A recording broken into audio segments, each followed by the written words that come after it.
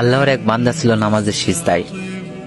আল্লাহর ডাক দিয়ে বলে, বান্দা তুই যতই নামাজ পড় আর যতই সিজদা কর, তোর ঠিকানা জাহান্নাম। এ কথা শুনে বান্দাটি বলতেছে, আলহামদুলিল্লাহ।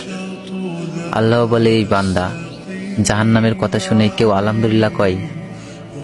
বান্দা বলে, আল্লাহ, জাহান্নামের মালিকও তুমি, জান্নাতের মালিকও তুমি। তুমি আল্লাহ যদি খুশি হয়ে আমাকে জাহান্নামও দাও, আমার আপত্তি করার কোনো অধিকার নেই। আল্লাহ বলতেছে, বান্দা, জাহান্নামে গেলে তুই পুড়ে যাবি, তোর কষ্ট হবে। বান্দা বলতেছে, আল্লাহ, কষ্ট শুধু আমার হবে না, তোমারও হবে।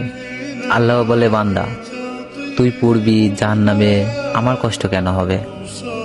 বান্দা বলে, আল্লাহ, মায়ের কোলে সন্তান যদি পানিতে পড়ে যায়, তাহলে দুনিয়ার কোনো মাই যেমন দূরে দাঁড়িয়ে থাকতে পারে না, দৌড়ে গিয়ে বাচ্চাকে কোলে নেয়, আমার বিশ্বাস ওই মায়ের চেয়ে কোটি কোটি গুণ দয়া তোমার বেশি।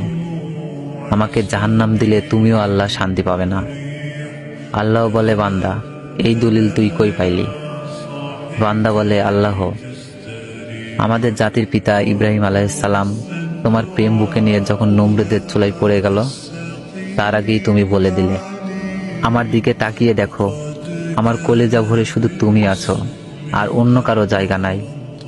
আল্লাহ বলে, বান্দা আমার প্রেমের ভক্তি নিয়ে যদি কেউ জাহান্নামেও যায়, আমি জাহান্নামকেও জান্নাত বানিয়ে দিব। সুবহানাল্লাহ।